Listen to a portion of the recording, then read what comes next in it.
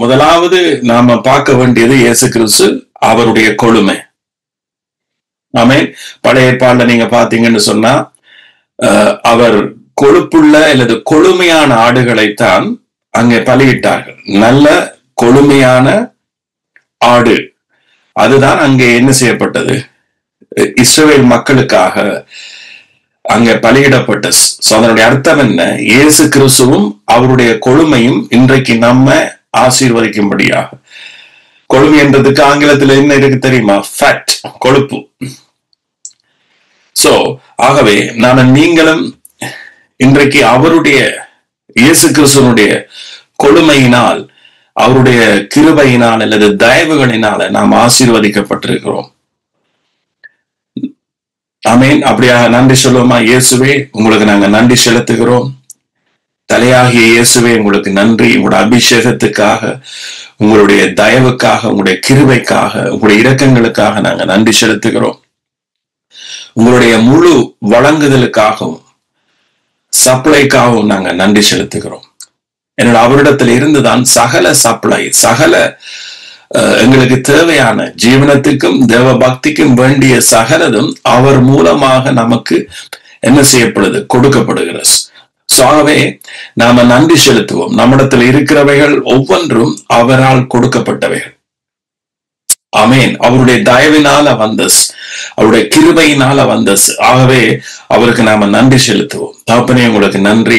உங்களுடைய கிருபைக்கும், உங்களுடைய இரக்கத்துக்கும், உங்களுடைய தயவுகளுக்காக நாங்க நன்றி செலுத்துகிறோம். உங்களுடைய பிரசன்னத்துக்காய், உங்களுடைய அபிஷேகத்துக்காய், உங்களுடைய வல்லமைக்காய் நாங்க நன்றி செலுத்துகிறோம். நன்றி இயேசுவே. நன்றி தகப்பனே. சோத்தரிக்கிறேன், நன்றி செலுத்துகிறேன் தகப்பனே. முழு உள்ளத்தோடு உங்களை நாங்க நம்புகிறோம், விசுவாசிக்கிறோம். என்னோட ரட்சிப்பு உங்கள் வழியாக வந்தஸ். ஆமேன். நாங்க பெற்றுக்கொண்ட சுகம், பலன், ஆரோக்கியம் உங்கள் மூலமாக வந்தஸ். எங்களுக்கு கிடைச்சதான அறிவு, எங்களுக்கு கிடைச்சதான தேவனுடைய அறிவு வெளிப்பாடு அல்லது உலக ரீதியான அறிவு எதுவா இருந்தாலும், மனிதனுடைய தயவுகள் எல்லாமே உங்கள் மூலமாக கிடைக்கிறதுன்றதை நாங்க முழுமையாக நாங்க நம்புகிறோம் தகப்பனே. நாம இந்த உலகத்துல இருந்தாலும், நாம உங்களுக்குள்ள நோவா எப்படி பேழைக்குள்ள குடும்பத்தோடு இருந்தானோ அதே போல கிறிஸ்துவுக்குள் நாம உங்களுடைய பேழைக்குள்ள இருக்கிறதுக்காக நாங்க நன்றி செலுத்துகிறோம். நன்றி. உங்களுடைய பாதுகாப்பு, உங்களுடைய தயவு நமக்கு இருக்கிறதுக்காக நாங்க நன்றி செலுத்துகிறோம். நன்றி இயேசுவே. எனக்கு மட்டுமல்ல என்னுடைய குடும்பம், எனக்கு மட்டுமல்ல என்னுடைய குடும்பம், அது மட்டுமல்ல நான் விசுவாசிக்கிற ஜெபிக்கிற ஒவ்வொருவருடைய வாழ்க்கையிலையும் நீங்க ஆசீர்வாதங்களை கொடுக்கத்தக்கதாக நீங்க எங்களை வழிநடத்துறதுக்காய் இயேசுவே உங்களுக்கு நாங்க நன்றி செலுத்துகிறோம். தகப்பனே, உங்களுக்கு நன்றி. நன்றி. ஏனென்றா எத்தனை பேர் நீங்க விசுவாசிக்கிறீங்க, ஆபிரகாம் நீதிமானாக்கப்பட்டான், தேவனுடைய பார்வையில் அவன் நீதிமானாக இருந்தான். சோ அவனுக்கு தேவனுடைய நீதி அங்கு கொடுக்கப்பட்டதாக வேதம் சொல்லுகிறது. ஆபிரகாமினுடைய ஜெபத்தை கேட்டு லோத்துவை ஆபிரகாம் என்ன செய்தார்? மீட்டு கொண்டார். சோ காரணம் இதுக்கு ஆபிரகாம் அல்ல, காரணம் தேவன் தான் காரணம். ஆனா ஏனென்றா ஆபிரகாமை நீதிமான் ஆக்கினது தேவன். சோ நீதிமானுடைய ஜெபத்தை கேட்பேன் என்று சொன்னது தேவன். சோ அதனால எத்தனை பேர் நாங்க இந்த இடத்துல கிறிஸ்துவால நீதிமானாக்கப்பட்டதை நம்பி கிறிஸ்துவுக்குள்ள அவருடைய நீதியின் உணர்வில நாம வாழ்கிற பொழுது எங்களுடைய ஜெபங்கள் என்ன செய்யப்படும்? கேட்கப்படும். ஏனென்றா அது கருத்துள்ள ஜெபமா இருக்கு, அதுல ஒரு அர்த்தம் இருக்கு. ஆமேன். சோ ஆகவே நாம கிறிஸ்துவுக்கு நன்றி செலுத்துவோம். எங்களுக்கு அப்படி ஒரு சலாக்கியத்தையும், அப்படி ஒரு நம்பிக்கையும், அப்படி ஒரு அபிஷேகத்தையும், அப்படி ஒரு ஆசீர்வாதத்தை நமக்கு தந்தபடியால தகப்பனே உங்களுக்கு நன்றி. எல்லா துதியும், எல்லா கனமும், எல்லா மகிமையும் உங்கள் ஒருவருக்கே தருகிறோம். ஆமேன். ஆமேன். நன்றி எல்லாருக்கும். இன்றைக்கு நீங்க பார்த்திருப்பீங்க, தலையங்கத்தை பார்த்திருப்பீங்க. அவருடைய தயவு, அவருடைய கிருபை ஆமேன் என்னவாம் பெருகிக் கொண்டே போஸ். இது முதலாவது நமக்கு தெரியும். நமக்கு முதலாவது தெரியணும் அவருடைய கிருபை, அவருடைய தயவு என்ன செய்யுது? பெருகிக் கொண்டே போஸ். ஆமேன். அடுத்து வாசிப்போம். நீங்க ஆராதனை டைம்ல நாம ஆராதனை டைம்ல நீங்க கவனிச்சீங்கன்னு சொன்னா சில வார்த்தைகள் நான் பயன்படுத்தி இருக்கிறேன். ஏண்டா நம்முடைய சிந்த அல்லது நம்முடைய உணர்வுகள் கிறிஸ்துவுக்குள்ள நம்முடைய உணர்வுகள் மிக முக்கியமான. அந்த உணர்வை நீங்க என்றைக்கும் என்ன செய்திடக்கூடாது, தொலைச்சிடக்கூடாது. சோ கிறிஸ்துவுக்குள் நமக்கு இருக்கிற உணர்வு, கிறிஸ்துவுக்கு வெளியில இருக்க எங்களுக்கு பாவ உணர்வு மட்டும்தான் இருக்கு. பாவ உணர்வு ஆதாம் ஏவாளுக்கு அந்த பாவ உணர்வு தான் இருந்தது. அவர்கள் கிறிஸ்துவை விட்டு விழுந்த உடனே அவர்களுக்கு என்ன உணர்வு இருந்தது? பாவ உணர்வு. அதாவது தாங்க நிர்வாணி. சோ நிர்வாணி என்று சொல்லிக்க அதுல பல அர்த்தங்களை கொண்டிருச்சு. ரைட், எங்களுக்கு ஒருவரும் இல்லை, நமக்கு யாரும் இல்லை, நமக்கு தேவனுடைய தயவு இல்லை, தேவனுடைய கிருபை இல்லை.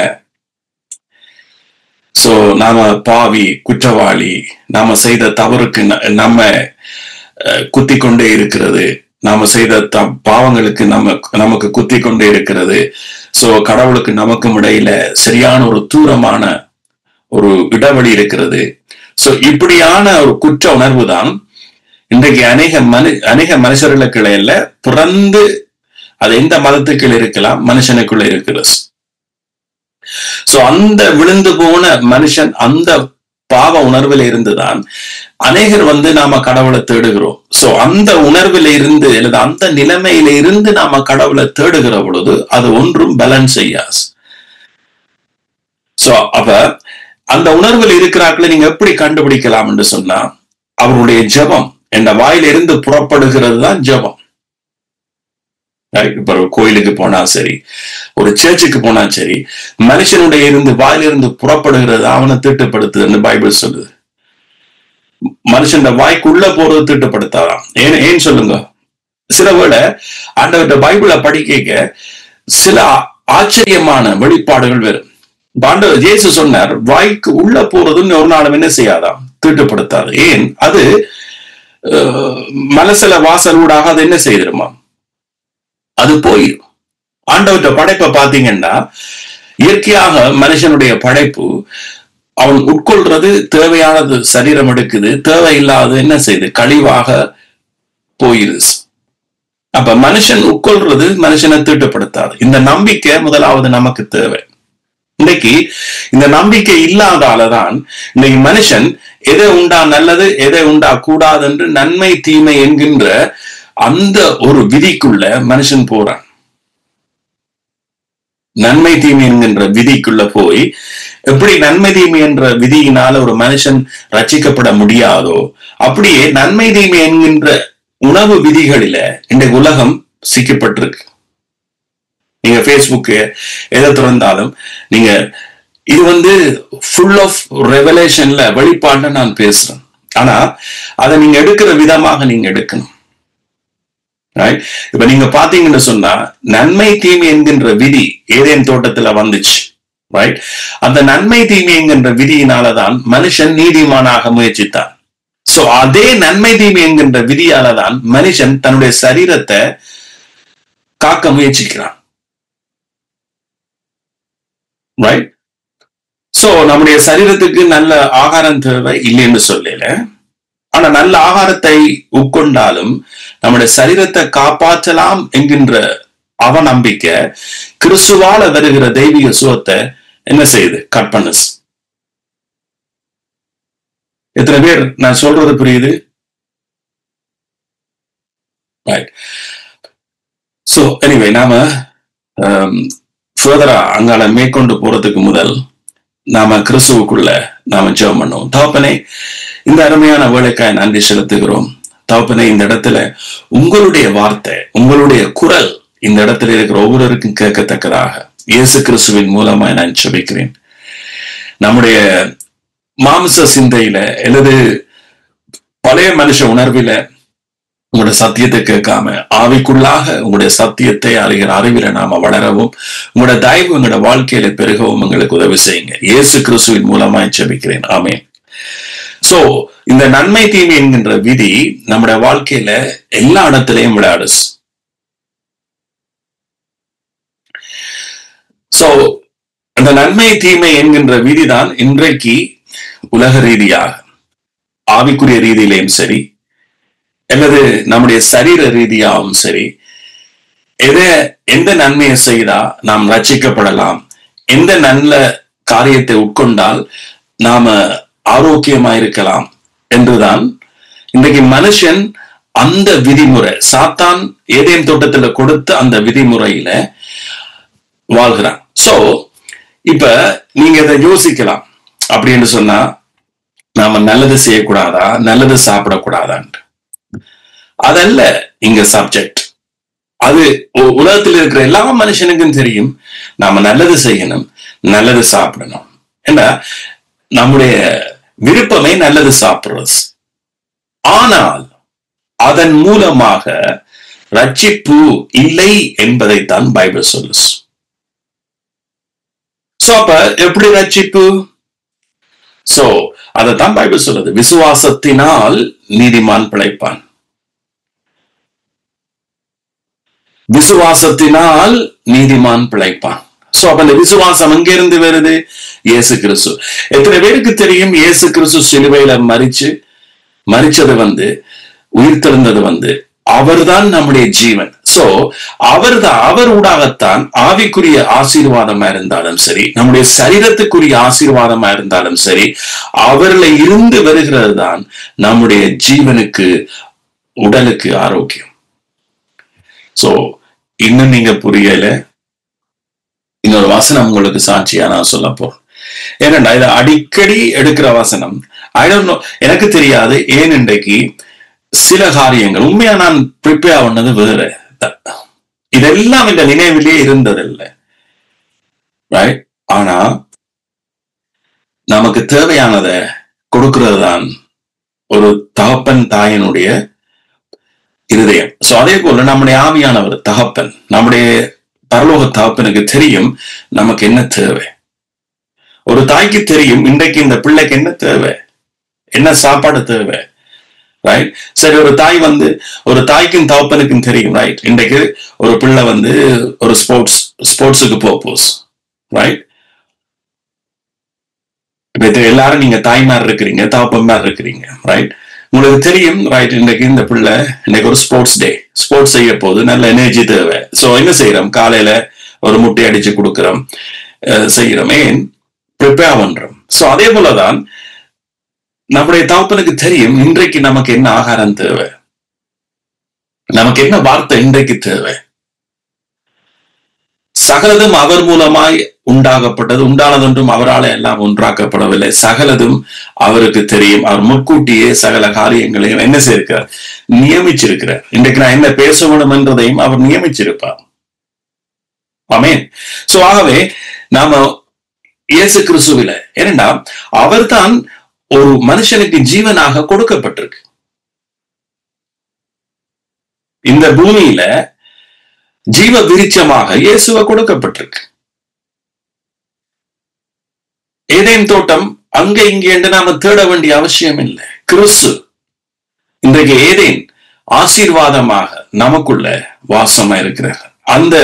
அந்த ஜீவன்ல இருந்து, அவருடைய நீதியில இருந்து, அவருடைய விசுவாசத்தில இருந்து, அவர் நமக்கு தந்த பரிசுத்தத்தில இருந்து, அவர் நமக்கு தந்த ஆரோக்கியத்தில இருந்து நாம வாழ்கிற பொழுது அது நமக்கு உடலுக்கு ஆரோக்கியம்.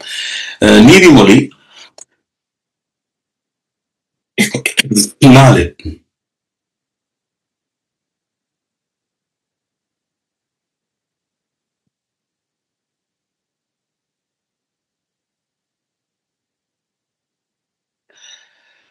ரைட்.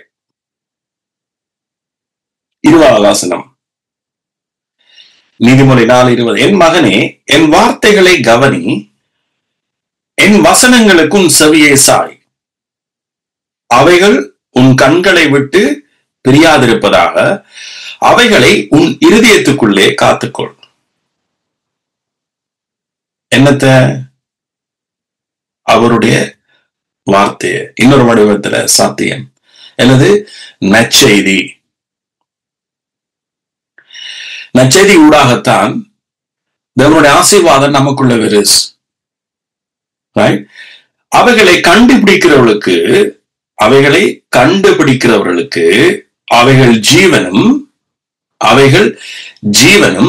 அவர்கள் உடலுக்கெல்லாம் ஆரோக்கியம்.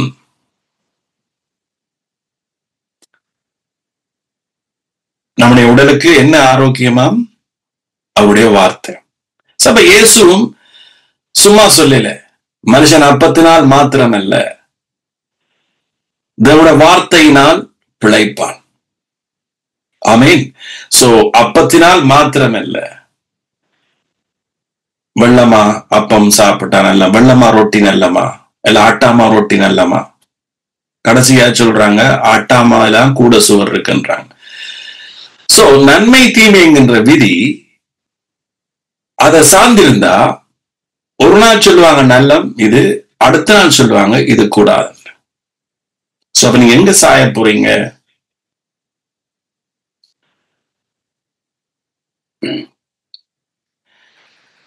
பழைய உடன்படிக்கையிலையும் கூட நாம நினைக்கிறோம் இப்ப எல்லாம் ஃபாஸ்ட் ஃபுட் வந்துட்டுது, கூடாத சாப்பாடுகள் வந்துட்டுது, அதனாலதான் வருத்தம். ஒன்று தேவ பிரசனத்துல நான் சொல்றேன், ஆண்டவர் சத்தியத்தை அறிஞ்ச வண்ணமா சொல்றேன். அதுக்காக நீங்க ஃபாஸ்ட் ஃபுட் சாப்பிடாதீங்க. அதுக்கு சாப்பிட்றதுக்கு என்கரேஜ் பண்ண நான் சொல்லல. அதாவது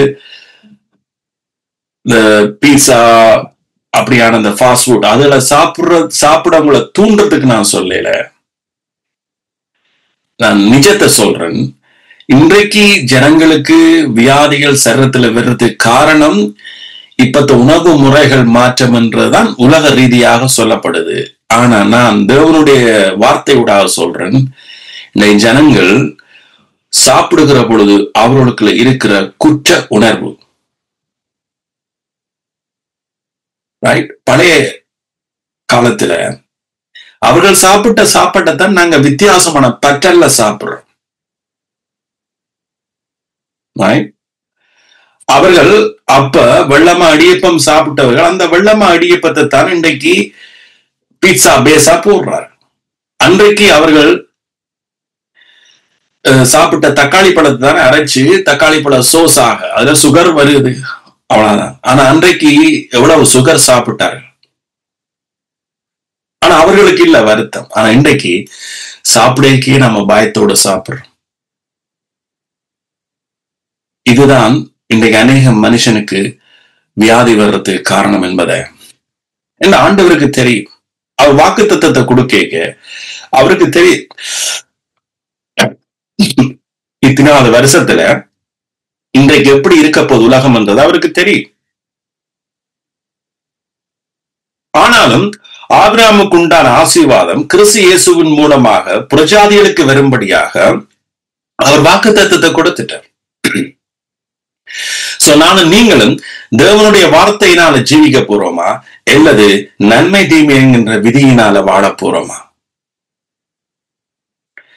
சோ அப்ப இங்க ஒரு பெரிய சிக்கல் நமக்கு உண்டாஸ் அப்படின்னு சொன்னா, இன்றையில இருந்து நான் எல்லாம் சாப்பிடுவேன், இன்றையில இருந்து நான் எந்த பாவத்தையும் செய்வேன், அதல்ல நோக்கம். சோ கிறிஸ்துவுக்கு நம்முடைய இருதயம் தெரியும். உலகத்துல வாழ்ற ஒவ்வொரு மனுஷனுடைய இருதயமும் அவருக்கு தெரியும். என்ன பவுல் சொல்றார், நம்முடைய உள்ளான மனுஷனோ நன்மை செய்ய நாடுகிறது, ஆனா நம்மை அறியாம மாம்சமோ பலவீனமாக இருக்கிறது என்கிற சொல்றேன். சோ அப்ப நாம எல்லாரும் நல்லதை சாப்பிடத்தான் விரும்புறோம். அந்த நல்லது கூட இன்றைக்கு நமக்கு கெட்டதாக தோணும். அந்த நல்லது கூட நாம இன்றைக்கு நம்முடைய சரீரத்தை ஆசீர்வதிக்கிறது இல்லை என்கின்ற ஒரு குற்ற உணர்வு நமக்குள்ள ஓடு. ஆகவே இவைகளை சார்ந்து இருக்காம நீங்க அதுக்காக ஜிம் போற, நீங்க பாடி எக்ஸசைஸ் போற, நீங்க புரோட்டீன் பார்த்து சாப்பிடணும், சில நல்ல உணவுகளை பார்த்து சாப்பிடணும். ஏன்? உங்களுடைய ஏம் என்ன? உங்களோட பாடிய நீங்க வளர்க்குறீங்க. சோ அதெல்லாம் தப்பில்லை.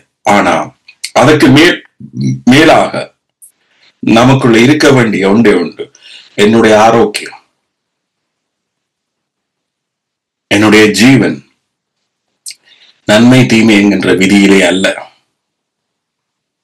என்னுடைய ஜீவன், எனக்கு இன்றைக்கு என்ன உணவு இருக்குதோ, கர்த்தர் என்ன உணவை தந்தாரோ, என்னுடைய என்னுடைய வாழ்க்கையில என்ன வருதோ அந்த டைம் அதை உண்றன், அத தேவனுடைய வார்த்தையோடு, அந்த விசுவாசத்தோடு, அந்த நம்பிக்கையோடு நாம் என்ன செய்கிறோம்? வாழ்கிறோம், உண்ணுகிறோம். அப்பொழுது தேவ சமாதானம் உங்களுடைய இருதயத்தை என்ன செய்யுமா? ஆளுகை செய்யும். சோ நம்முடைய ஜீவன், நம்முடைய ஆரோக்கியம் எங்க இருக்கா? அவருடைய வார்த்தையில. இதுக்கு விதி விலக்கு வேற ஒன்றுமே இல்லை. இதுக்கு மேலான, சத்தியத்துக்கு மேலாக பைபிள் சொல்றது ஒன்றுமே இல்லை. சத்தியத்தை அறிவீர்கள், சத்தியம் உங்களை விடுதலையாக்கும். பாருங்க, எல்லா காவலோடும் உன் இருதயத்தை காத்துக்கொள், அதில இருந்து ஜீவ ஊற்று புறப்படும்.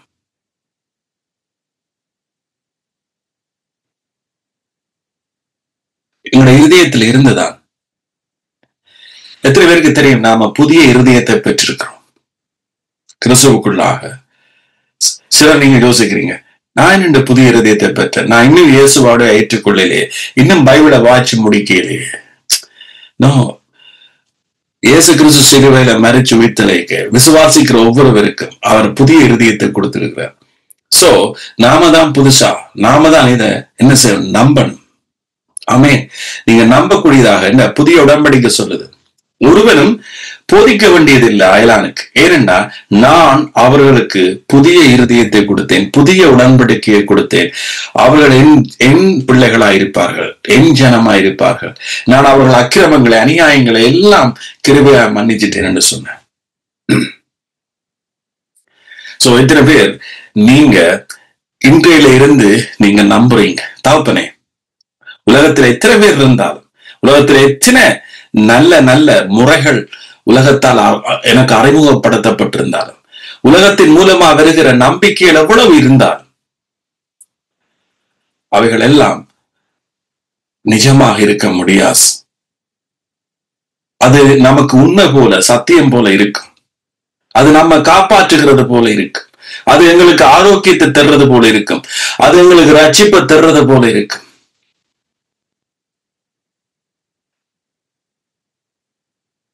ஆனா நாங்க உங்களால மறுபடி ஜெனிப்பிக்கப்பட்டு, மறுபடி சிருஷிக்கப்பட்டு, மறுபடி பரிசுத்தமாக்கப்பட்டு, மறுபடி நீதிமானாக்கப்பட்டு, உங்களுடைய வசனங்களை நம்பும்படியாக வேறு பிரிக்கப்பட்ட ஜனங்கள்.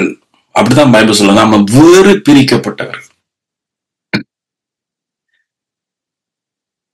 சோ என்னுடைய இருதயம் உங்களோட வசனத்தால, உங்களுடைய கிருபையால, ஆமென், அவருடைய கிருபையை நம்புங்க, அவருடைய தயவை நம்புங்க. இயேசு கிறிஸ்து மூலமாக இந்த பூமியில அவருடைய தயவு அளப்பரியமாக ஊற்றப்பட்டிருக்கு.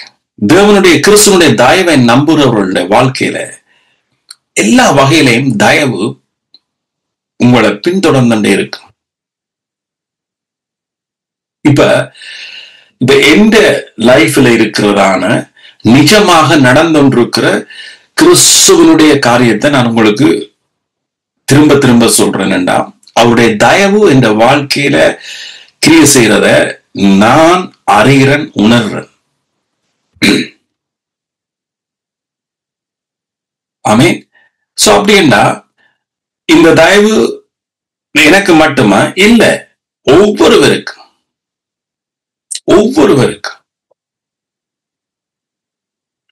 உலகத்துல எல்லா மனுஷருக்கும் தேவ தயவு.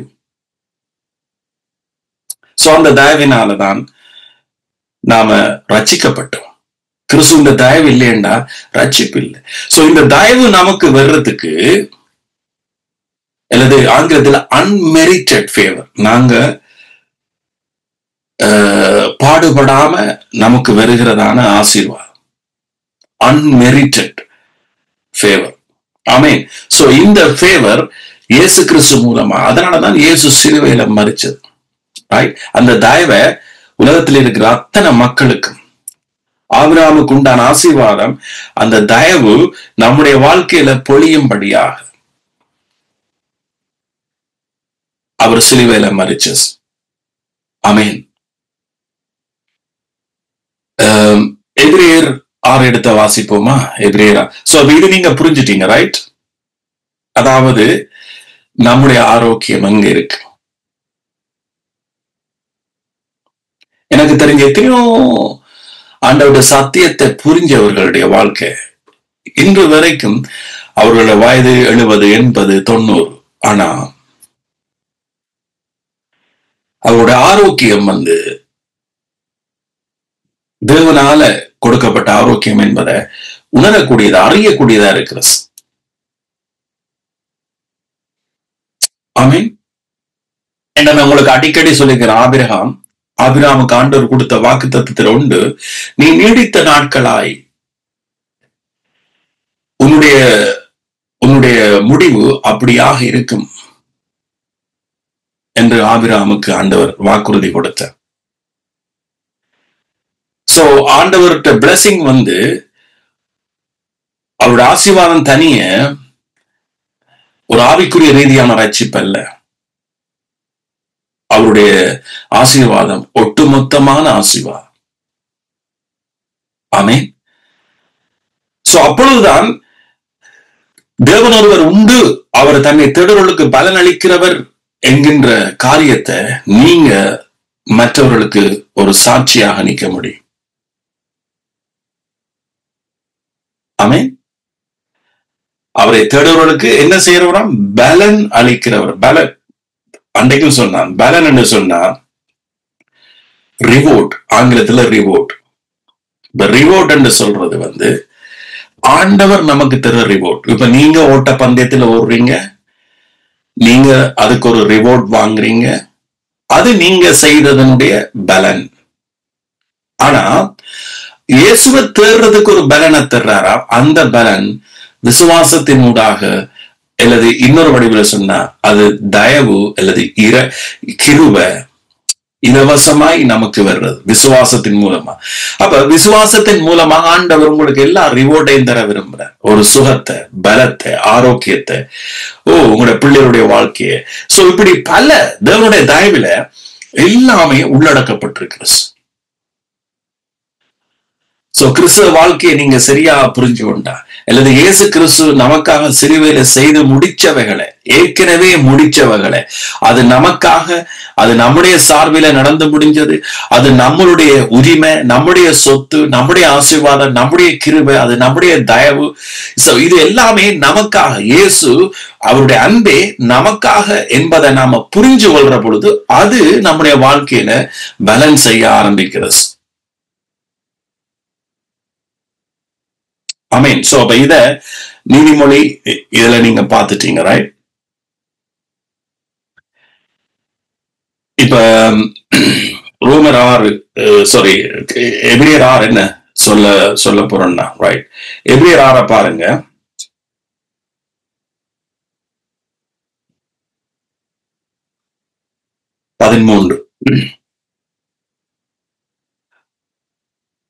ஆபிரகாமுக்கு தேவன் வாக்குத்தத்தம் பண்ணின போது ஆணையிடும்படி தம்மிலும் பெரியவர் ஒருவர் இல்லாதபடியினாலே. என்னவா?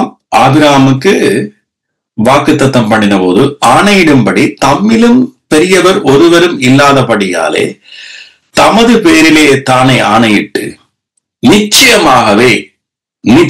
ஆகவே உன்னை ஆசீர்வதிக்கவே ஆசீர்வதித்து உன்னை பெருகவே பெருக பண்ணுவேன். இந்த ஆபிரகாம் என்ற பேரை நீங்க பைபிள்ல எடுத்துருங்க. உண்மையத்தான் நான் சொல்றேன். ஆபிரகாம் என்ற பேரை நீங்க எடுத்துட்டு பிசிக்கலான உண்மையான பைபிள் புத்தகம் வச்சுக்கிற யாராவது அதை கிராஸ் பண்ணிட்டு, தப்பே இல்லை, அதை கிராஸ் பண்ணிட்டு உங்களோட பேரை எழுதுங்க. அதுல யார் எழுத சொன்னு சொன்னா சொல்லுங்க, ஆவியானவர் தான் எழுத சொன்ன. ஏன் அப்படி எழுதுறேன்னு சொன்னா, இது உங்களுக்காகத்தான் எழுதப்பட்ட வசனம். ஆபிரகாம் மரிச்சு எப்போ போயிட்டார்? ஆபிரகாமை அழைச்சதே ஆபிரகாமூடாக நம்ம என்ன செய்யலாம்? ஆசீர்வதிக்க. ஆபிரகாமை அழைச்சு கிருபையினால் அழைச்சவர். அப்ப கிருபையினால இன்றைக்கு அழைக்கப்படுவர்களுக்கு ஒரு ஒரு அத்தாட்சியா ஆபிராம் அழைச்சு, ஆபிராம் அல்ல ஆண்டவரை நேசிச்சது, ஆண்டவர் ஆபிராம நேசிச்சது. ஆபிராம் அல்ல ஆண்டவரை விசுவாசிச்சது, ஆண்டவர் ஆபிராம விசுவாசிச்சது. ஆபிராம் அல்ல தேவனை ஆசீர்வதிச்சது, ஆண்டவர் தான் ஆபிராம ஆசீர்வதிச்சது. சோ அப்ப ஆபிராமை அழைச்சது என்னத்துக்காகண்டா, உன் நிமித்தம் நான் என்ன செய்ய போறேன், பூமியில் உள்ள சகல வம்சங்களை நான் ஆசீர்வதிக்க. சோ பைபிள்ல எழுதப்பட்ட இவ்வளவு வார்த்தைகளும் யாருக்காக, நம்ம நம்ம நம்பும்படியா, விசுவாசிக்கும்படியா, தேவனுடைய அன்பை புரிஞ்சு கொள்ளும்படியா, அவருடைய கிருபையை புரிஞ்சு கொள்ளும்படியா, அவருடைய உடன்படிக்கையை புரிஞ்சு கொள்ளும்படியா. சோ ஆபிரகாமுக்கு தேவன் நிச்சயமாகவே நான் உன்னை ஆசீர்வதித்து உன்னை பெருகவே பெருக பண்ணுவேன். அப்ப ஆபிரகாமுக்கு தேவன் வாக்குத்தத்தம் பண்ணின போது என்ற வசனத்தை நீங்க உங்களோட பேரை போட்டு சுகந்தன் உன்னை என்ன சுகந்தனுக்கு வாக்குத்தத்தம் பண்ணின போஸ் என்ற ஆபிரகாமுக்கு அவர் வாக்குத்தத்தம் பண்ணிக்க பூமியில் உள்ள சகல பேரும் அதுக்குள்ள அடங்கு. ஆமென். சோ இந்த உணர்வு, இந்த கிறிஸ்துவுக்குள்ள இருக்க வேண்டியதான இந்த உணர்வு, அது எங்களோட வாழ்க்கையில தொடர்ச்சியாக நம்மளோட வாழ்க்கையில துன்பங்கள், துயரங்கள் அல்லது போராட்டங்கள் இருக்கிற போதிலேயும் இதனூடாகத்தான் நாம் அவைகளை ஜெயிக்கலாமே ஒழிய கவலைப்படுகிறதுனால் ஒருவன் ஒரு முளத்தை கூட்ட முடியாது. கூட்டலாம் என்று சொன்னாலும் சிலவள நம்முடைய ஆக்கள் இருந்து யோசிப்பாங்க. ஆண்டவர் சொன்னார் குறைக்கவும் இயலாது. ஆமென். சோ ஆகவே நீங்க புரிஞ்சு கொள்ள வேண்டும். ஆமென். கிறிஸ்துவின் அந்த நீதியின் உணர்வில நீங்க வாழ்ந்தொண்டே இருக்கணும். ஆமென். சோ என்னதான் போராட்டம் இருந்தாலும், என்னதான் ஆசீர்வாதம் நம்முடைய வாழ்க்கையில் இருந்தாலும், கிறிஸ்துவின் நீதியின் உணர்வு. ஆமென். இந்த பூமியில தேவ தயவு ஒரு மனுஷனுடைய வாழ்க்கையில அளப்பரியமாக ஊற்றணும்டா விசுவாசத்தால் வர்ற நீதியின் உணர்வில நீங்க வாழ்ந்தோன்றுங்க. ஆமென். நீங்க இல்லாத போதிலும் நீங்க விசுவாசிப்பீங்க, இருக்கிற போதிலும் விசுவாசிப்பீங்க, இல்லாத போதும் மற்றவர்களை ஆசீர்வதிப்பீங்க. காரணம் உங்களுக்கு தெரியும், நாம் விசுவாசிக்கிறவர் இன்னார் என்பதை நான் அறிஞ்சிருக்கிறேன். ஆமென். நான் விசுவாசிக்கிறது இன்னார் என்பதை அறிஞ்சிருக்கேன்டா விசுவாசம் ஒரு நாளும் நம்ம என்ன செய்யலாம், வெட்கப்படுத்தாது. சரியான விசுவாசம். ஆமென்.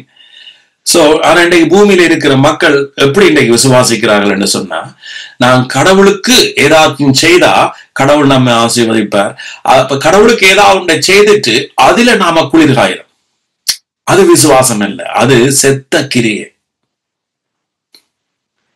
இன்னைக்கு அநேகர் இன்னைக்கு கிறிஸ்தவர்கள் அவருடைய விசுவாசம் கிரிய செய்யாத காரணம் என்ன, அவர்கள் பல காரியம் கடவுளுக்கு செய்திருப்பார்கள். இவன் சேர்ச்சுக்கு போறதே தாங்கள் கடவுளுக்கு செய்யற கிரியை ஆணைக்கிறார்.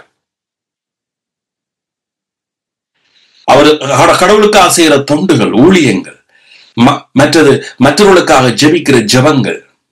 இன்னைக்கு அநேகர் பாத்தீங்கன்னா விழுந்து விழுந்து மற்றவர்களுக்காக ஜெபம் பண்ணுவார். ஏன் ஜெபிக்கிறார் என்று கூப்பிட்டு கேட்டீங்கன்னா, நாம ஆண்டவருக்காக செய்த ஆண்டவர் நம்ம கவனிப்பார். சோ அப்படிப்பட்டவங்களுடைய வீடு இன்றைக்கும் தரித்திரமாகவே இருக்கிறது.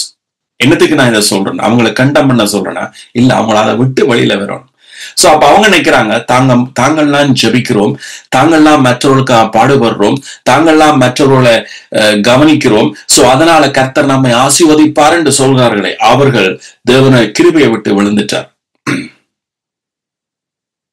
ஆபிரகாம் ஜெபம் பண்ணான், லோத்து வெளியில வந்தான். ஆபிரகாம் அவர் சிம்பிள் ஜெபம். ஏன்னா ஆபிரகாமுக்கு தெரியும், எனக்கு தந்த வாக்குத்தத்தம் என்ன, நான் யாரு. ஆமென். என்னை யார் அழைச்சது, என்னை யார் ஆசீர்வதிச்சது, என்னை யார் இன்னும் ஆசீர்வதிப்பேன் என்று சொன்னது, என்னை யார் முதிர் வயது மட்டும் காப்பேன் என்று சொன்னது, என்னை யாரு சுகமாய் உன்னை நான் அடக்கம் பண்ணுவேன். ஆண்டவர் ஸ்பெசிபிக்கா சொன்ன, நான் உன்னை ஈஸியாக சுகமாக நான் உன்னை அடக்கம் பண்ணுவேன். உன்னுடைய மரணம் கொடுத்தி எப்படி சுகமாக இருக்கும் என்பதை ஆபிரகாமுக்கு தெளிவா சொன்னார் ஆண்டவர். அந்த தெளிவு இன்றைக்கு நமக்கு இல்லை.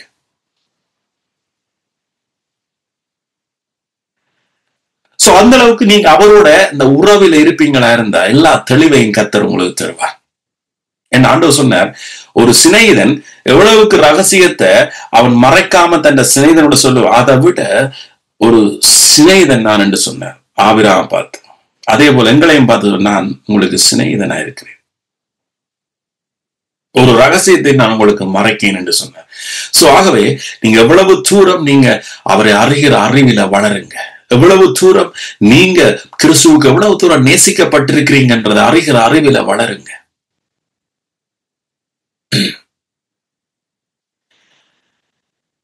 பாருங்க, நிச்சயமாகவே நான் உன்னை ஆசீர்வதிக்கவே ஆசீர்வதிச்சு உன்னை பெருகவே பெருக பண்ணுவேன். அந்தபடியே அவன் பொறுமையாய் காத்திருந்து, விசுவாசம் என்னத்தை உண்டாக்குமா? பொறுமை.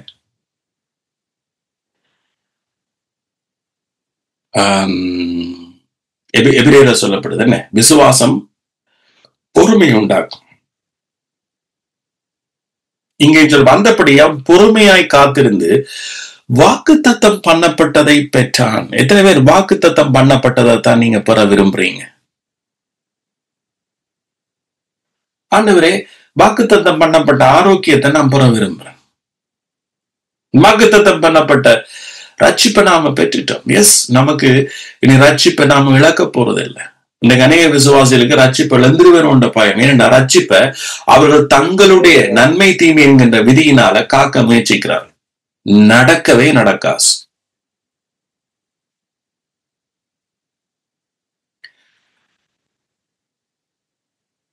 சோ இத்தனை பேர் நாம புரிஞ்சு சொல்றோம், நாம அல்ல இயேசுவை கையில வச்சுக்கிறது, இயேசு நம்ம கையில வச்சுக்கிறார்.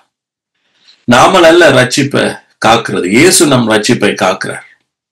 இயேசு நமக்கு தந்த ரட்சிப்பை இயேசு காக்கிறேன்னு சொன்னா பரலோகத்துல ஒற்றுவரும் வாழ முடியாது. அடிக்கடி போய் குளிச்சுட்டு வர்றவர்கள் மட்டும்தான் அங்க இருப்பார்கள். நேற்றைக்கு பரலோகம் போனேன், அங்க இயேசுவை கண்டேன், சிறு பிள்ளைகளை கண்டேன், அவர்கள் மட்டும்தான் அங்க இருப்பார்கள், வேறு ஒருவரும் போக முடியாது. நமக்கு ரட்சிப்பை தந்தவர் அவர், ரட்சிப்பை காக்கிறவர் அவர், நம்மளுக்கு பரிசுத்தத்தை தந்தவர் அவர், அவருடைய பரிசுத்தத்தை காக்கிறவர். ஏன்னா நம்முடைய பரிசுத்தம் நம்முடைய கண்டாக்ட்ஸ்ல, நம்முடைய கிரியைகள்ல அல்ல, அவருடைய செய்கையில் இருக்கிறது.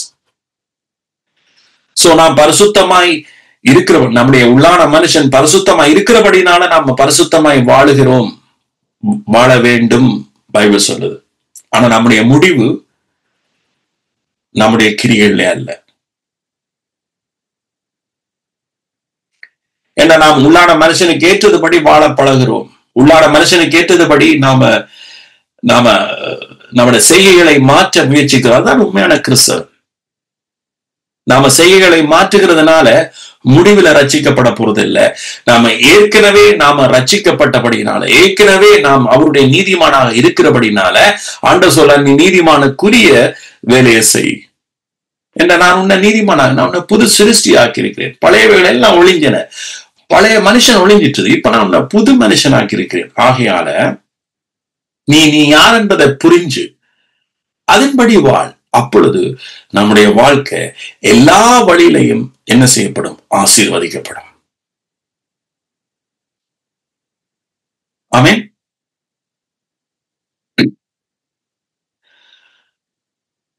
அப்ப ஆபிரகாம் என்ன செய்தான்? வாக்குத்தத்தம் பண்ணப்பட்டிருந்ததை தான் பெற்றுக்கொண்டார். சோ அதே போல அது யாருக்காக? நமக்காக. இப்ப வாசிப்போம் பேதுரு 2 பேதுரு சொல்லுவோம். 2 பேதுரு 1ஆம் அதிகாரம் எடுப்போமா? 2 பேதுரு 1ஆம் அதிகாரம் 1வது வசனம். நம்முடைய தேவனும் இரட்சகருமாய் இருக்கிற இயேசு கிறிஸ்துவினுடைய நீதியால். பாருங்க, எவ்வளவு ஒரு கிரேட் பிளெஸிங்ஸ் நாங்க பெற்றிருக்கிறோம் தெரியுமா? இயேசு கிறிஸ்துவினுடைய நீதியினால் கடவுள் நம் சார்பில தன் குமாரனை அனுப்பினார். பாருங்க, அந்த குமாரன் மூலமாகத்தான், அவருடைய கீழ்ப்படிவாலதான் நான் நீங்களும் இன்றைக்கு கிறிஸ்துவனுடைய நீதியை பெற்ற ஒரு பாக்கியம் உள்ள ஜனம். அந்த நீதியில நாம நிக்கிற பொழுதுதான் நாம எல்லாத்தையும் என்ன செய்யறோம்? ஜெயங்குழுவர்களா இருக்கிறோம். பாருங்க, நம்முடைய தேவனும் இரட்சகருமா இருக்கிற இயேசு கிறிஸ்துவனுடைய நீதியால் எங்களை போல் அருமையான விசுவாசத்தை பெற்றவர்களுக்கு, ஆமென், நாம் ஒரு நல்ல விசுவாசத்தை பெற்றிருக்கிறோம். இந்த இடத்துல நீங்க ஏன் பாருங்க, இந்த இடத்துல ஏன் நீங்க இந்த ஜூம் மீட்டிங்ல வாரீங்க? கண்ணால காண்கிறத விசுவாசிக்காம, கண்ணால காண்கிறத விசுவாசிக்கிறா இன்னைக்கு எத்தனை இன்னைக்கு மக்களை கவரக்கூடிய கூட்டங்கள், எவ்வளவு காரியங்கள் நடக்குது உலகத்துல. கிறிஸ்தவம் என்ற பேரில் எவ்வளவு காரியம், பொய்யான தீர்க்கதரிசனங்கள், பொய்யான அபிஷேகங்கள், பொய்யான சோமளிப்புகள், இது நடக்குது உலகத்துல. எல்லாத்தையும் சொல்லல, நான் எல்லாரையும் நான் சொல்லல, ஆனாலும் உங்களுக்கு தெரியும் நடக்குது. சோ இது கண்ணால, மாம்ச கண்ணால பாக்குறவங்களுக்கு அது ஈர்ப்புழுக்கு. அப்படி எல்லாம் இருக்கிற உலகத்துல நீங்க இன்றைக்கு ஏன் இந்த இடத்துல நீங்க வந்து ஒரு ஜூம் மீட்டிங்ல இருந்து இந்த வார்த்தையை கேட்கிறீங்கன்னு சொன்னா, அருமையான விசுவாசத்தை நீங்க பெற்றிருக்கிறீங்க. கண்ணால கண்டு விசுவாசிக்கிறதல்ல விசுவாசம். ஆமென். சோ அந்த அருமையான விசுவாசத்தை பெற்றவர்களுக்கு இயேசு கிறிஸ்துவின் ஊழியக்காரனும் அப்போஸ்தலனாகிய சீமோன் பேதுரு எழுதுகிறதாவது, தேவனுடைய தேவனையும் நம்முடைய கர்த்தராகிய இயேசுவையும் அறிகிற அறிவினால், என்னத்தினால்? அறிகிற அறிவினால் உங்களுக்கு கிருபையும் சமாதானமும் பெருக கடவசம். கிருபை பெருகுமா? ஆஃப்கோர்ஸ் கிருபை பெருகு. சமாதானம் பெருகுமா? ஆஃப்கோர்ஸ் சமாதானம் பெருகு. கிருபை பெருக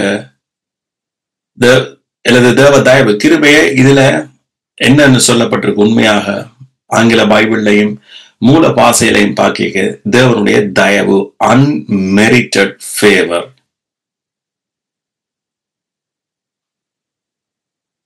ஆமென். சோ நம்முடைய வாழ்க்கையில தேவ தயவு அல்லது கிருபை பெருகினா என்ன பெருகும்? சமாதானம் பெருகும். அப்ப நமக்கு சமாதானம் பெருகாதுக்கு இருக்கிறது காரணம் என்ன? தேவ தயவு பெருகல. தேவ தயவு பெருகாம இருக்கிறது காரணம் என்ன? அவரை அறிகிற அறிவில நாம என்ன செய்யல? வளர நாம இடம் கொடுக்கல.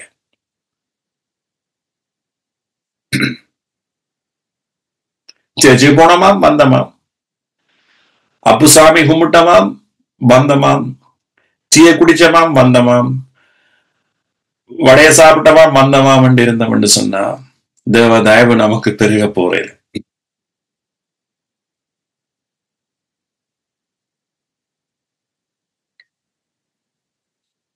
அல்லது ஒரு ரூல்ஸ் அண்ட் ரெகுலேஷன் படி, ஒரு சட்ட திட்டங்களின் படி ஒரு கிறிஸ்தவ வாழ்க்கை வாழ்ந்தாலும் தேவ தயவு நமக்கு பெருக போறதில்லை.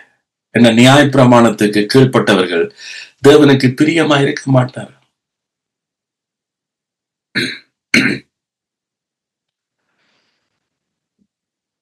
சோ சட்ட திட்டங்கள் படி நாங்க சண்டே சேர்ச்சுக்கு போகணும், போன உடனே ஆராதிக்கணும், மற்றவர்களுக்காக 2 ஜோம் பண்ணணும், திருப்ப திருப்ப திருப்ப அப்படியே அப்படியே சட்டத்திட்டங்கள். ஆமென். சட்டத்திட்டங்கள். 10 கொடுக்கணும், ஏதாச்சும் உண்டியல்ல போடணும். இதெல்லாம் விதிமுறை. It is not from the heart. அதாவது நம்முடைய இருதயத்துல இருந்தல்ல, நம்முடைய இருதயத்தில் இருந்தல்ல, மாறாக செய்ய வேண்டும் என்கின்ற ஒரு கோட்பாடு நமக்கு வந்துட்டு.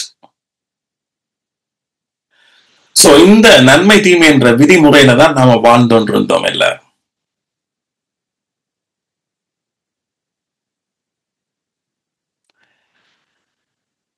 அங்க தேவ தயவு பெருகாஸ்.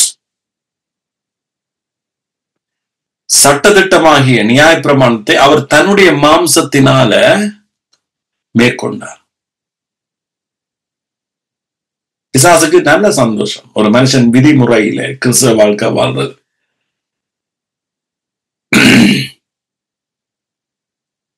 ஆனா நாங்க அவரை அறிகிற அறிவில வளர்றோம். அவருடைய அளப்பெரிய கிருபையில, அவருடைய அன்பின் ஐஸ்வர்யத்தில, கிருபையின் ஐஸ்வர்யத்தில, அறிகிற அறிவில நாம வளர்றோம். நாம சுய நீதிக்கு மறிச்சிட்டோம், மாம்சத்துக்கு மறிச்சிட்டோம், சுயநீதிக்கு மறிச்சிட்டோம், பழைய மனுஷனுக்கு நாம மறிச்சிட்டோம், பாவ சாயலான மனுஷனுக்கு மறிச்சிட்டோம். இப்ப என்ன செய்யறோம்? இயேசுவே, உம்முடைய அளப்பெரிய அன்பையும் உம்முடைய கிருபையும் நாம் அறிகிற அறிவில நாம வளர்றோம். சோ இதனாலதான் இந்த வாழ்க்கையில தயவு பெருகினஸ். இன்னைக்கு பாத்தீங்கன்னா, சும்மா பிராக்டிக்கல் உதாரணத்தை சொல்றேன். நான் செய்கிற பிசினஸ் சரி, நான் செய்கிற வியாபாரம், பிசினஸ், இதெல்லாமே என்னால உருவானதல்ல, என்னால நடக்குதும் அல்ல. இது தேவ தயவு. மனுஷர்கள் என்ன தேடி வாரது, மனுஷர்கள் என்ன நம்புகிறது, இதெல்லாமே தேவன் தயவு என்னில இருக்கிறபடியால. முன்னே என்னால பிசினஸ் செய்ய முடியல, முன்னே ஜனங்கள் என்ன நம்ப முடியல, என்ன பார்த்தா கள்ளன் மாதிரி தான் அவனுக்கு தெரிஞ்சு.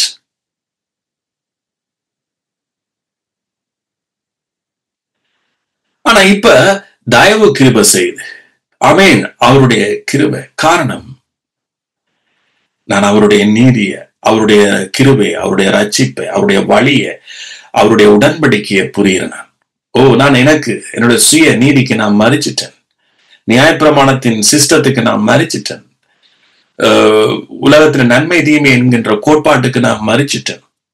அவருடைய அன்புக்கும் அவருடைய கிருபைக்கும் நான் சரணடைஞ்சிட்டேன். ஆண்டவரே, உம்முடைய கிருபை இவ்வளவுக்கு இருக்கிறதே. சோ அப்ப அடுத்த வசனத்தை பாருங்க. தம்முடைய மகிமையினாலும் காருண்யத்தினாலும் நம்மை அழைத்தவரை அறிகிற அறிவினாலே ஜீவனத்துக்கும் தேவ பக்திக்கும் வேண்டிய யாவற்றையும் அவருடைய திவ்ய வல்லமை நமக்கு தந்தது. ஆமென். சோ அப்ப இங்க நீங்க ஹைலைட் பண்ணணும், ஜீவனுக்கும் தேவ பக்திக்கும். இங்க ரெண்டு காரியத்தை ஆண்டவர் சொல்றார், ஜீவனுக்கும் தேவ பக்திக்கும். சோ ஆண்டவரே, நான் நமக்கு பக்தியா வாழணும்னு சொன்னா அதற்கும் ஆண்டவர் உங்களுக்கு தயவை தந்திருக்கிறார். சோ ஆண்டவருக்கு பக்தியா வாழ்றது நம்முடைய மாம்சத்திலே அல்ல. மாம்சம் ரத்தம் தேவனுடைய ராஜ்யத்தை என்ன செய்யாதாம்? சொந்தரிக்காஸ். சோ அப்ப தேவ பக்தியா வாழ்றதுக்கு அவருடைய கிருபையை நாம என்ன செய்யணும்? புரிஞ்சு கொள்ளணும். அவருடைய அன்பை நாம புரிஞ்சு கொள்ளணும். அப்பொழுதுதான் தேவனுக்கு பக்தியா இருக்க முடியும். சோ நான் பிறந்தேன் உலகத்துல, பிறந்த உடனே நான் பக்தியா இருக்கிறேன் என்று சொல்றது அது பேக்காட். அந்த மாம்சத்தில் இருக்கிற பக்தி தான் இன்றைக்கு பிசாசுக்கு பயங்கர சந்தோஷம் ஆயிடுச்சு. ஓகே, வா நான் உன்னை வழிநடத்துறேன்னு சொல்லி பிசாசு இன்னைக்கு மாம்சத்துல அநேகரை நடத்துது. அதை தேவ பக்தியா அநேகர் நினைக்கிறார். ஐயோ, அவன் கடவுளுக்காக நிரம்ப கொடுக்கிறானே, கடவுளுக்காக உணவு செய்யறானே. சோ அப்படின்னு சொன்னா எல்லா மதமும் ஒரு மதம் ஆகிருமே, எல்லா மதமும் சரியென்று வருமே. என்ற எல்லா மதத்தில் இருக்கிற கோட்பாடும் ஒன்றுதானே, நன்மை தீமை என்கின்ற கோட்பாடு தானே. அப்ப இங்க கிறிஸ்தவம் இயேசு என்ன வித்தியாசம் என்று சொன்னா அவருடைய கிருபையில வாழ்றதுதான் வித்தியாசம். சோ அப்ப அவருடைய கிருபையை புரிஞ்சாதான் தேவ பக்தி வருகிறது. சோ தேவ பக்தி நம்மளோட பிறப்போட வந்ததில்லை, தேவனை அறிகிற அறிவினால் வருகிறது. இந்த பக்தி தான் ஆபேலுக்கு இருந்தது, இந்த பக்தி தான் நோவாக்கு இருந்தது, இந்த பக்தி தான் ஆபிரகாமுக்கு இருந்தது. இவர்கள் எல்லாரும் தேவனுடைய கிருபையை புரிஞ்சு கொண்டபடியால அவர்கள் நீதிமான்களாக்கப்பட்டார்கள் என்று வேதம் சொல்லுது. ஆமென். சோ அப்ப அவரை அறிகிற அறிவினால நமக்கு என்ன உண்டாதாம்? ஜீவனுக்கும் தேவ பக்திக்கும் வேண்டிய யாவற்றை. ஜீவனுக்கு லைஃப். இன்னைக்கு நமக்கு இந்த பூமியில லைஃப் தேவையா? ஜீவன் தேவையா? என்ன நடந்தாலும் உலகத்துல ரைட் நடக்கட்டும். இஸ்ரேல் ஈரான் யுத்தம் நடக்கட்டும். இதோடையே கதை முடிஞ்சு நீங்க நினைச்சாலும் கூட நான் நினைப்பேன், இதுதான் நம்முடைய வாழ்க்கை. இருள் எங்கேயோ அங்கதான் வெளிச்சம் நல்லா தெரியும். சோ இயேசு நமக்குள்ள வெளிச்சமா இருக்கிறார். அவருடைய ஜீவன் நமக்கு வெளிச்சமா இருக்கு. அவருடைய பக்தி நமக்கு வெளிச்சமா இருக்கு. ஆமென். சோ இந்த நம்பிக்கை, அதான் சொன்னனே, ஆண்டவர் சொன்னான், மனுஷன் 40 மாத்திரம் அல்ல, நீங்க 40 மாத்திரம் பிழைக்கணும் என்று சொன்னா நன்மை தீமை என்கின்ற விதிக்குள்ளதான் நீங்க போகணும். எதை சாப்பிட்டா இல்ல எந்த நாட்டுக்கு ஓடினா தப்பலாம். இந்த அநேக பிளான் பண்ணியாச்சு, எந்த நாட்டுக்கு ஓடி தப்பலாம்.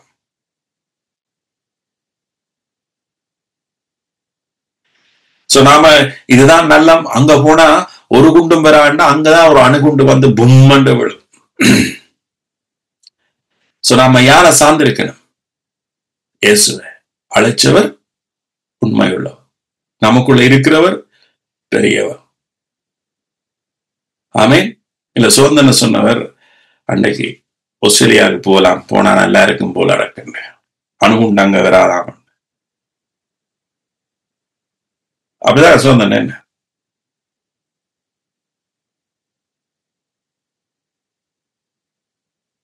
சோ அப்ப நம்முடைய நம்பிக்கை கிறிஸ்துவுக்குள்ள, ஏன்னா வாக்குத்தத்தம் பண்ணினவர் உண்மையுள்ளவர். ஆமென். சோ அவ்வளவுக்கு நாம இயேசுண்ட சத்தியத்தையும் அவருக்குள்ள இளைப்பாறைக்க ஒரு பெரிய சமாதானம் பாருங்க, பெரிய ஆறுதல்.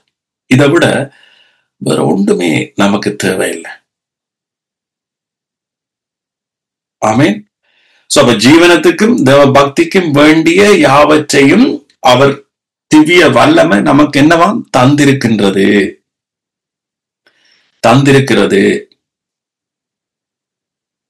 ஆமென். பெற்றிருக்கிறோம், இன்னும் பெறுவோம். கிருபை பெருக பெருக பெறுவோம். சமாதானம் பெருக பெருக நாம பெறுவோம். ஆமென். சோ ஆகவே எங்களோட உணர்வுகள் நன்மை தீமை என்கின்ற கோட்பாடுல இல்லாம கிறிஸ்துவுக்குள் நீதிமான் என்கின்ற கோட்பாட்டில வாழுங்க. இன்னொரு வசனம் ஞாபகத்தை வரும்படியால அதை சொல்லி நான் முடிக்கிறேன். இதோட நான் முடிக்க போறேன். சங்கீதம் 5.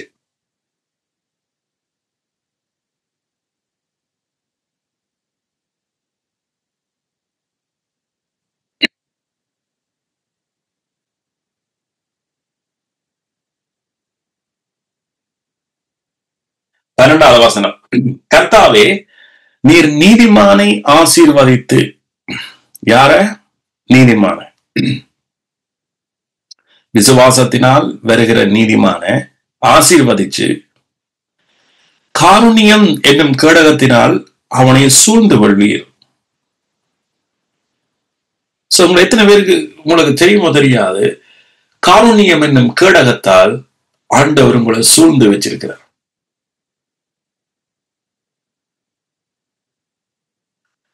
யாருக்கு? தேவ தயவை பெற்றவர்களுக்கு. யார் தேவ தயவை பெற்றவர்கள்? நீங்களும் நானும், விசுவாசிக்கிற ஒவ்வொருவரும். அந்த நீதியின் உணர்விலே நீதிமானத்தான் அவர் என்ன சேர்க்கிறார்? ஆசீர்வதிக்கிறார். சோ இந்த நீதிமான் யாரு? நன்மை தீமை என்கின்ற கோட்பாட்டில வாழ்கிறவனா? இல்ல, கிறிஸ்துவால் வருகிற நீதியை பெற்றவன், அதனால் விசுவாசத்தை பெற்றவன். அவனைத்தான் இங்க பேசப்படுது. அப்ப நீங்க இந்த நீதியின் கோட்பாட்டில, கிறிஸ்துவின் நீதியின் கோட்பாட்டில வாழுங்க. இதுதான் புதிய உடன்படிக்கை, இதுதான் கிறிஸ்தவ வாழ்க்கை. ஆண்டவர் சொன்னார், ஆபிரகாம் சொன்னார், உத்தமனாயிரு, நான் அழைச்ச அழைப்புக்கு நீ என்ன செய்? உத்தமனாயிரு, என்னுடைய வழிக்கு நீ உத்தமனாயிரு. நீ திரும்ப மாம்சத்துல போய் என்ன செய்திராத, நியாயப்பிரமாணத்தினால் வருகிற நீதிக்கு விழுந்துறாரு. சோ கலாத்தியர் மக்கள் அதைத்தான் செய்தாங்க. அத பழைய ஏற்பாடுல ஆபிரகாமுக்கு சொன்ன, நீ உத்தமனாயிரு, என்னுடைய வழிக்கு நீ உத்தமனாயிரு. என்ன தேவனுடைய கிறிஸ்துவின் நீதியினாலதான் விழுந்து போன எந்த ஒரு மனுஷனும் மாம்சத்துல அல்லது சரீரத்துல மாம்சமுள்ள இல்ல ரத்தமுடைய எந்த ஒரு மனுஷனும் கிறிஸ்துவின் நீதியால தான் தேவனால் ஆசீர்வதிக்கப்படலாம். சோ அதனாலதான் ஆபேல் இருந்ததுக்கு கொழுமைய அவன் இருந்த மந்தையில தலையீற்றான கொழுமையான ஆட்டை பலியாக கொண்டு போனான். அதன் அடையாளம் என்ன? இயேசுவுக்கு அடையாளமாக இயேசுவினுடைய நீதியை மையப்படுத்தினபடியாக.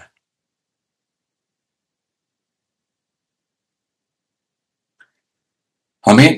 இன்றைக்கு நாம இயேசுவின் கொழுமைகளினால் ஆசீர்வதிக்கப்படுறோம். எத்தனை பேர் நீங்க வாயால சொல்றீங்க, ஆண்டவரே இயேசுவே உங்களோட கொழுமை.